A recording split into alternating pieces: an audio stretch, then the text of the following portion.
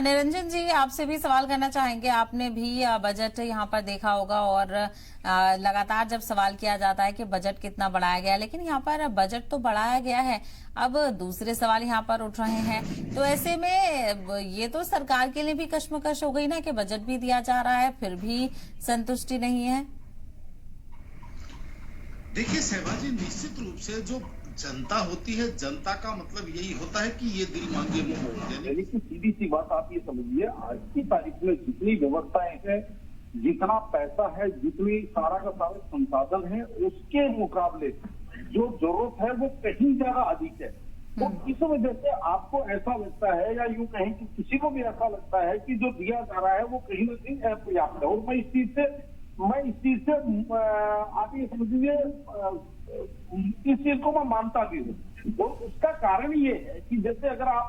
हम अल्पसंख्यकों के बजट की बात करें, तो जिस तरीके से सरकार इसके अंदर 3,000 करोड़ रुपए, 3,500 करोड़ रुपए, 2,500 करोड़ रुपए, 4,000 करोड़ रुपए जो अलोकेट करती है या आवंटित करती है, दूसरी तरफ हम देखेंगे अगर राष्ट्रीय स्तर के ऊपर, तो अगर अल्पसंख्यकों की बात करें तो अल्पसंख्यकों की जिसके अंदर हिंदू, मुस्लिम, सिख, जिसके अंदर मुस्लिम, ईसाई, जैन, बौद्ध, पारसी, ये सारे के सारे अल्पसंख्यक वर्गों में आता है।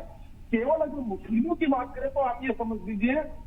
कि 30 करोड़ से ऊपर की पब्लिक भारत के अंदर है। अगर 30 करोड़ की पब्लिक के ऊपर अगर मान लीजिए 3,000 करोड़ रुपए का बजट आवंटन होता है, तो एक पर हेड कितना रुपया हिस्से में आया, इस चीज के हिसाब से अगर आप देखेंगे तो आपको ऐसा लगेगा जैसे उनके मुंह में जीरा है। लेकिन वास्तविकता ये है कि मेरा ये मानना है कि जब भी ये आर्थिक नीतियां बने या जब भी बजट पेश हो या तमाम सारी चीजें हो, तो जिस तरीके से पहले नरेंद्र मोदी जी जब गुजरात के मुख्यमंत्री हुआ करते थे और जो उस टाइम वो अपने भाषणों के अंदर कहते थे कि मैं पहले जनता का सर्वे करवाता हूं, जनता के बीच में प्रभावित पक्ष, यानी कि जिसके लिए पॉलिसी, जिस वर्ग के लिए पॉलिसी बनाई जा रही है उस वर्ग से पहले में 1-to-1 करते हैं, उनके साथ समन्वय करते हैं और उसके बाद में हम एक बहुत बढ़िया पॉलिसी बनाते हैं। लेकिन वास्तविकता ये है कि 2014 में प्रधानमंत्री बनने के बाद में मुझे ऐसा लगता नहीं है कि भाई कहीं पे भी किसी प्रकार का इस तरीके से कोई समन्वय हुआ हो। ऐसा लगता है कि जैसे नॉर्थ ब्लॉक साउथ ब्लॉक के अंदर बैठ करके जो ब्यूरोक्रेसी है वो एक बजट का एक समझ लीजिए आंकड़े बनाती है और आंकड़े बना करके जो वित्त मंत्री हैं वो आकर के संसद के अंदर उन आंकड़ों को पढ़ देती है या यूं कहें कि बजट की बाजीगरी को पेश कर देती है। और जो प्रभावित पक्ष है वो कहीं ना कहीं आप ये समझ लीजिए अपने आप को ठगा हुआ सा महसूस करता है। चाहे कोई भी वर्ग हो, मैं जिसके अंदर आप लघु एवं मध्यम वर्ग को भी आप जोड़ सकते हैं, जिसके अंदर आप रेडी पटरी खोमचे वाले जो रोज कमाओ रोज खाने वाले लोग हैं उनको भी जोड़ सकते हैं, जिसके अंदर आप किसान को भी जोड़ सकते हैं, जिसके अंदर आप अल्पसंख्यक को भी जोड़ सकते हैं, जिसके अंदर आप महिलाओं को भी जोड़ सकते हैं। विशेषकर बात करेंगे मध्यम वर्ग की, तो कहने का तात्पर्य ये है कि सरकार जो कहती थी, यानी कि आप ये मान के चलिए कि मेरा ये मानना है कि जैसे अब 2024 का बजट पेश हुआ और इस बजट के अंदर अगर मैं दिल्ली के दृष्टिकोण से आपको मैं बताऊं तो ऐसा लगता है कि सरकार को दिल्ली की संरचना के बारे में नहीं पता है कि जो वॉल सिटी है, वॉल सिटी के अंदर जो होलसेल मार्केटें हैं, ये सारी की सारी होलसेल मार्केटें आप ये समझ लीजिए न केवल पूरे भारत की बल्कि पूरे एशिया की सबसे बड़ी मंडियां है। लेकिन यहाँ पर बजट के अंदर उस चीज के अंदर कहीं पर भी वो रिफ्लेक्ट होती हुई दिखाई नहीं कि कहीं में भी उसको वो ऐसा नहीं लगा कि भाई सरकार को ये चीज का पता है कि दिल्ली जो है सबसे बड़ी होलसेल की मंडी है, लेकिन उसके अंदर उस चीज का कहीं कोई विवरण नहीं, कहीं कोई ब्यौरा नहीं, उसके लिए कहीं कोई सुविधा नहीं, कहीं किसी उस चीज के लिए कोई अलग कैसा नहीं। तो इसी तरीके से पहली बात तो ये। दूसरी बात जो आपने अभी चर्चा करी कि जो अल्पसंख्यकों के लिए जो बजट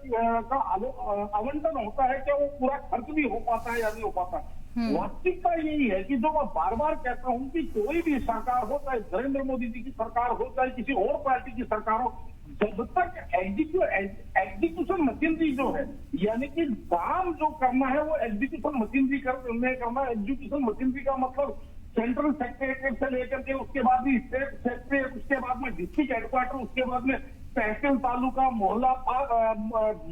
तक जिस तरीके से पूरी की पूरी हमारे यहाँ एग्जीक्यूशन मशीनरी की एक व्यवस्था है, उसके अंदर आज भी जो जंग लगा हुआ है या यूं कहें कि उसके अंदर आज भी जो दीनता है वहां पे आज भी वो मशीनरी जो है वो अपना वो पूर्ण रूप से काम, बहुत सारे लोग तो ऐसे होते हैं सहभागी जिनको पता ही नहीं होता कि हमारे लिए सरकार ने कोई योजना लागू की है, उनको लाभ कहाँ पहुंच जाएगा, वो उसके लिए अप्लाई कहाँ करेंगे, उनको इन चीजों का पता ही नहीं है। तो कहने का तात्पर्य ये है कि सरकार को कोई भी योजना लागू करने से पहले, जबकि ऐसा नहीं है कि भाई ये संभव नहीं है, बहुत आराम से संभव है। जब भी ये राजनीतिक पार्टियां जिसके अंदर आप भारतीय जनता पार्टी, कांग्रेस पार्टी, आम आदमी पार्टी, समाजवादी पार्टी, तमाम पार्टियों की बात बता रहा हूँ, जब भी चुनाव होता है वोट मांगने के लिए यही पार्टियों के कार्यकर्ता घर घर तक पहुंच जाते हैं, घर घर तक जाकर के घर उनसे समझ लीजिए कम्युनिकेशन बनाते हैं, उनसे समन्वय बनाते हैं। तो जब कोई योजनाएं लागू होती है उस समय इनके कार्यकर्ता उस घर घर तक जाकर के लोगों को इस चीज के लिए प्रेरित क्यों नहीं करते, लोगों को शिक्षित क्यों नहीं करते, लोगों को उस चीज के लिए जानकारी क्यों नहीं दे सकते, और जो जहाँ पे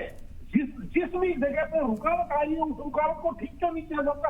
ये सारी की सारी समस्याएं जब तक ठीक नहीं होंगी तब तक आप आंकड़ों की बाजीगरी करते रहिए, हमने इसको तो ये दे दिया, हमने उसको वो दे दिया, और जनता क्यों इस चीज के ऊपर टीवी के ऊपर बहस सुनती है, या अर्थशास्त्रियों के जो स्टेटमेंट होती है, कोई जो सरकार समर्थित लोग होते हैं वो बजट को कहते हैं कि ये बहुत अच्छा बजट है, वो हर चीज को अच्छा अच्छा बताते रहते हैं, और जो सरकार विरोधी लोग होते हैं वो कहते हैं कि बजट किसी काम का नहीं। ये एक परंपरा सी चल पड़ी, लेकिन वास्तविकता ये है कि धरातल के ऊपर पिछला बजट कितना उतरा इसकी कहीं किसी बजट में चर्चा नहीं होती कि जैसे हम 24-25 का बजट इन्होंने पेश किया, लेकिन 23-24 का बजट धरातल पे कितना उतरा। बिल्कुल, कहीं ना कहीं ये एक अहम सवाल है। चलिए इसको लेकर भी सवाल करते हैं। रंजन पोरा जी, आपने देखा कि खेमचंद शर्मा जी ने तमाम तरह बातें कही, और ये सरकार का एक पक्ष भी है कि उसने काफी सारी चीजें दी हैं, लेकिन फिर भी सवाल यही कि इम्प्लीमेंटेशन जो सही तरीके से नहीं हो पा रहा है उसके लिए सरकार को किस तरह से घेरा जाए, क्या यह अपोजिशन की जिम्मेदारी है? देखिए शहबाजी, इम्प्लीमेंटेशन है इसके बारे में मैं तो आपको बताता हूँ, लेकिन उससे पहले जो सरकार की सोच और सरकार की अप्रोच की बात करता हूँ। जिस तरीके से अभी खेमचंद शर्मा जी कह रहे थे कि 1 करोड़ लोगों को ये बता रहे थे कि भाई नौकरी वाली बात कर रहे थे, या यूं कहें कि उनको स्टाइपेंड की बात कर रहे थे, या उनको जो भी ये अभी बता रहे थे। आप मुझे एक बात बताइए शहबाजी, ये आपको क्या मतलब आपके जहन में क्या चीज आएगी जब मैं आपको ये बताऊंगा कि अगले 1 साल में जब सरकार 1 करोड़ नौकरियों की बात कर रही है, उस समय आप ये समझेंगे कि अगले 1 साल में 13 करोड़ लोग इस देश के अंदर 13 करोड़ बच्चे 12th पास कर, यानी कि 12th पास करके स्कूलों से बाहर निकलेंगे। 6 करोड़ बच्चे जो है वो ग्रेजुएशन करके बाहर निकल करके आएंगे, और 2.5 करोड़ बच्चे वो पोस्ट ग्रेजुएट करके बाहर आएंगे, यानी कि 2.5 करोड़ 3 करोड़ जो, या यूं कहें कि 6 करोड़ रोजगार की जहां अगले 1 साल के अंदर जरूरत उत्पन्न होने वाली है, डिमांड उत्पन्न होने वाली है, वहां पे 1 करोड़ रोजगार देते हैं तो मतलब इसका मतलब तो 5 करोड़ बेरोजगार फिर उत्पन्न हो गए 1 साल के अंदर, यानी कि जो थे उसमें 5 करोड़ और ऐड कर दीजिए आप। यानी कि कहने का तात्पर्य ये है, इसलिए मैं कहता हूँ उनके मुंह में जीरा। अब रही बात जिस तरीके से बजट एलोकेशन होता है, लेकिन उसके बाद में उसकी जो मैं अभी बार बार कह रहा हूँ कि जो इम्प्लीमेंटेशन है जो है, और वो जो एग्जीक्यूशन मशीनरी है उसको जब तक आप ठीक नहीं करेंगे, चाहे किसी की भी सत्ता हो, किसी की सरकार हो, तब तक आप ये समझ लीजिए वो जो आपकी भावना है या सरकार की जो भी नीयत है वो धरती पे या धरातल पे उतरेगी नहीं। और पिछले 10 वर्षों के अंदर चाहे सरकार की बहुत सारी ऐसी योजना है जिन योजना का मैं प्रशंसक रहा हूं, और कई चीजें ऐसी हैं जो विवादास्पद रही लेकिन मैं उनके अंदर समर्थन में रहा, और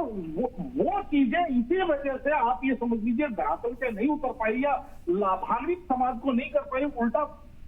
बैकफायर इसलिए कर गई क्योंकि उनके में जो एग्जीक्यूशन मशीनरी है उसने उनकी धुआं निकाल दी। चाहे आप नोटबंदी की बात करें, मेरे को यहाँ पे करना जरूरी है। नोटबंदी मेरे हिसाब से अगर मैं उसको लार्ज तो मुझे ऐसा लगता है सरकार की बहुत अच्छी योजना थी। जो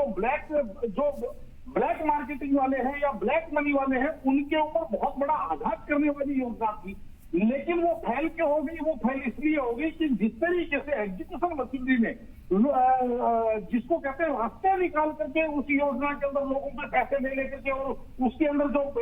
लूप होल जो है वो योजना के लूप होल निकाल करके और उसको फटाक से तो उस योजना का कर दिया। कहीं ना कहीं वो लाभ की बजाय वो देश के लिए बड़ी हानिकारक योजना होगी। तो सरकार ने पिछले 10 वर्षों से हर एक चीज के ऊपर सरकार ने आक्रमण किया। ईडी छोड़ी, सीबीआई छोड़ी, क्राइम ब्रांच छोड़ी, पता नहीं क्या क्या मतलब उन्होंने किया था। व्यापारी वर्ग होता है, पॉलिटिशियन होता है, लेकिन ये जो एग्जीक्यूशन मशीनरी है जिसके हाथ में इस देश की तमाम योजनाओं को धरातल पर पहुंचाने का काम है, वो मशीनरी आज तक सक्षम नहीं हुई, बल्कि और ज्यादा आक्रमण्य हो गई और ज्यादा भ्रष्टाचारी हो गई। और जब भ्रष्टाचार की भी बात आती है तो मैं इसीलिए कहता हूं कि सरकार जो भ्रष्टाचार की बात करती है, आम आदमी का नॉर्थ ब्लॉक साउथ ब्लॉक के भ्रष्टाचार से कोई वो वास्ता नहीं पड़ता। आम आदमी का वास्ता पड़ता है अपने लोकल के थाने, अपने लोकल की तहसील, अपने लोकल के पटवार भवन, अपने लोकल के व्यापार भवन, अपने लोकल की जो उसका जो ट्रांसपोर्ट अथॉरिटी, इनसे लोगों का वास्ता पड़ता है। और वहां पे आज की स्थिति क्या है आप स्वयं जाकर के देख लें, खेमचंद जी स्वयं जाकर के देख लें। इनके जो मंत्री है वो भेष बदल के चले जाए और वहां पे ड्राइविंग लाइसेंस बनवा करके दिखा दे, मैं इनकी बात मान जाऊंगा। तो कहने का तात्पर्य ये है कि जो समस्या की जड़ है उसके ऊपर काम नहीं किया। अब रही बात यहाँ पे जिस तरीके से अल्पसंख्यकों के बजट की बात है, तो यहाँ पे सहभागी एक चीज और मुझे बोलनी चाहिए, और वो ये है कि जिस तरीके से ये दानिश की बात कर रहे हैं, या जो मुस्लिम आलिम है, या यूं कहे मौलाना है, या जो मुस्लिम लीडर है, इसके अंदर कहीं ना कहीं बराबर के भागीदार वो भी है। और बराबर की भागीदार जो अपोजिशन पार्टियां जो मुस्लिमों की उत्थान की बात करती है, जो लगातार पिछले 75 वर्षों के अंदर कहीं ना कहीं बहुत बड़ा समय काल, बहुत बड़ा कार्यकाल उनकी सत्ताओं का रहा, उसके बावजूद पिछले 75 साल के अंदर ये जो वर्ग है, मुस्लिम वर्ग कहूं या अल्पसंख्यक वर्ग कहूं, ये वर्ग लगातार अपने जो गुर्बत है, जहालत है, उसके मामले में निचले से निचले पायदान पे जाता चला गया। बिल्कुल, ये आपने सही बात उठाई। निरंजन जी देखिए, यहाँ पर अगर बीजेपी से सवाल किया जाता है तो वो अपनी चीजों को सही बताती है, विपक्ष दूसरी तरफ से निशाने साधती नजर आती है। ऐसे में आम आवाम का जो है वो नुकसान होता हुआ नजर आ रहा है। और ये हमने कई रिपोर्ट्स हम देख रहे हैं, डिक्लाइन हुआ है। जहां पर एजुकेशन को बढ़ावा देने की बात की जा रही है, वहां उसकी स्कीम्स में सिग्निफिकेंट कटौती देखने को मिली। तो ये सारी चीजों को किस तरह से समझा जाए और आखिर इनके लिए आवाज कौन उठाएगा? देखिए सहबा जी, ऐसा है, मुझे ऐसा लगता है कि हम दूसरी दुनिया में रहते हैं और खेमचंद जी शायद दूसरी दुनिया में रहते हैं। क्योंकि हम जिस दुनिया में रहते हैं, अब या तो हो सकता है खेमचंद जी की मजबूरी हो कि इस तरीके की बातें करें कि भाई सारी चीजों को अच्छा ही अच्छा बताएं, सारा का सारा सब कुछ, कहीं किसी प्रकार की ना कुछ स्वीकारोक्ति करें, ना किसी प्रकार की कोई बात ऐसी करें। लेकिन वास्तविकता ये है कि मैं जिस दुनिया में रहता हूं, मैं जिस दिल्ली में रहता हूं, मैं जिस धरातल पे रहता हूं, वहां पे जो खेमचंद जी कह रहे हैं चोरी की बात, आपको मैं बताऊं, बिना चोरी के सरकारी कोई काम हो, ऐसा एक उदाहरण मुझे ला करके दे दे। आपको मैं बताऊं, जिस तरीके से जो स्वच्छ भारत के तहत मोदी जी ने टॉयलेट बनाए, लोगों के, जिनको ये कहते थे स्वच्छाग्रह कहते थे, आपको मैं बताऊं, आप यकीन मानिए सहबाजी, मैं दावे के साथ कह रहा हूं, मैं प्रमाणित भी कर सकता हूं। अगर खेमचंद जी को आपत्ति है तो मेरे साथ चल पड़े, एक नहीं 100 जगह प्रमाणित करूंगा कि लोगों ने क्या स्कीम निकाल रखी थी कि भाई आपको हम 25,000 रुपए आपके खाते में डलवा देंगे, लेकिन 10,000 रुपए प्रधान को देने पड़ते थे, जो उस चीज के लिए उसको पात्र बनाता है, उसको 10,000 रुपए रोकड़ी देगा, उसके खाते में 25,000 रुपए ट्रांसफर करवा देंगे सरकार से। और जो ये मुद्रा योजना की बात करते हैं, आप मेरे साथ आइए, मैं दिल्ली की जो होलसेल मार्केट है, चाहे वो मोरी गेट, कश्मीरी गेट, चांदनी चौक, खारी बावली, सदर बाजार, नेहरू प्लेस, भागीरथ पैलेस, जितनी मार्केटें हैं वहां के तमाम दुकानदारों के और एसोसिएशन के पास मैं खेमचंद जी को लेकर चलता हूं। आप 10% जो मार्केट के व्यापारी हैं, जो वास्तव में एलिजिबल है, वास्तव में जरूरतमंद है, मुद्रा योजना के पात्र बनते हैं, उनको जाकर के पूछिए कि वो उसमें कितने लोगों को मुद्रा लोन मिला है। मुद्रा लोन केवल उन लोगों को मिला जो उन बैंक मैनेजरों के परिचित थे, उन बैंक मैनेजरों के रिश्तेदार थे, और वो जो इस चीज की पात्रता पर नहीं रखते थे, लेकिन उनको पात्र बना करके उनको मुद्रा योजना का लोन दे दिया गया। उसके अंदर 10-10%, 15-15%। इसी का परिणाम है कि आज मुद्रा योजना के तहत बांटा हुआ लोन का 78% एनपीए है। आप ये भी समझ के चलिए, क्योंकि जिसने व्यापार ही नहीं करना, केवल लोन लेकर के खाना है, तो उसका तो फिर एनपीए ही होगा। तो ऐसी कौन सी योजना है कि जो बिना पैसे दिए सरकार का, बिना घूस दिए सरकार का लोगों के, आम लोगों के लिए वो योजना धरातल पे उतर गई हो। और मैं बार बार एक ही बात कह रहा हूं कि आप कोई भी योजना लगाइए, कोई भी योजना लाइए, लेकिन जब तक उसका प्रमाणीकरण नहीं होगा, जब तक वो धरातल पे पूर्ण रूप से उतरेगी नहीं, आपकी कोई योजना फलीभूत नहीं हो सकती। अब ये जो डीबीटी की योजना है, इसके अंदर पहले क्या होता था, जैसे राजीव गांधी जी कहते थे कि हमारे यहाँ से 1 रुपया चलता है, धरातल पे जाके 15 पैसा पहुंचता है। अब निश्चित रूप से सरकार के यहाँ से तो 1 रुपया आता है, लेकिन जब सामने वाले के खाते में ट्रांसफर होता है, तो वहां से उससे वापस रिफंड लिया जाता है कैश के रूप में, नहीं तो उसको पात्र ही नहीं बनाया जाता। तो कहने का तात्पर्य, पहली बात तो ये। दूसरी बात, सहबा जी, जैसे अभी मैं चर्चा कर रहा था, अगर जिस तरीके से आप कह रहे थे कि भाई जो अल्पसंख्यक वर्ग की बात कर रहे हैं, अल्पसंख्यक के ऊपर जो फंड एलोकेशन की बात करें, जैसे मैंने आपको पहले कहा कि भाई 3000 करोड़ अगर सरकार इसके ऊपर आवंटन कर देती है और 30 करोड़ की जनसंख्या है, तो एक आदमी के ऊपर केवल 1000 रुपए 1 साल के अंदर सरकार खर्च कर रही है। उससे मुझे एक बात बताइए, ऐसा क्या उत्थान हो जाएगा समाज का? लेकिन वास्तविकता ये है, और उसके अंदर भी वो पूरा का पूरा खर्च नहीं हो पाता। पूरा का पूरा जो खर्च होता है वो भी एक्चुअल जो प्रभावित पक्ष है उसके पास कितना पहुंचा, लोगों की जेबों में कितना पहुंचा, इस चीज का कहीं कोई प्रमाणीकरण नहीं है। तो कहने का तात्पर्य, मैं सवाल यही उठा रहा था कि जब आप वोट मांगने आते, कोई भी राजनीतिक पार्टी, उस समय जब आप एक एक व्यक्ति से जब आप समन्वय करते हैं, योजना पहुंचाते टाइम आपकी वो मशीनरी काम क्यों नहीं करती? योजना पहुंचाते टाइम जो सत्ता पक्ष प्रभावित पार्टी है, वो अपने कैडर को लोगों के घर तक क्यों नहीं पहुंचाती कि भाई तेरे को सरकार की इस योजना का लाभ मिला नहीं मिला, अगर तू यहाँ पे किसी वजह से पात्रता के अंदर तू अगर कोई तेरी कहीं कोई कमी रह रही है, तो चल उस कमी को हम पूरा करवाएंगे। लेकिन सवाल तो यही है निरंजन जी, सवाल तो यही है, और खेमचंद जी तो कह रहे हैं कि सबको इस तरह की योजनाओं का वो लाभ पहुंच रहा है। अगर खेमचंद जी की मैं बात मानूं सहबा जी, तो आज जो देश के प्रधानमंत्री जी हैं, देश की सरकार है, उसको 80 करोड़ लोगों को। ठीक है, बहुत बहुत शुक्रिया आप सभी का इस चर्चा में शामिल होने के लिए, अपना कीमती वक्त देने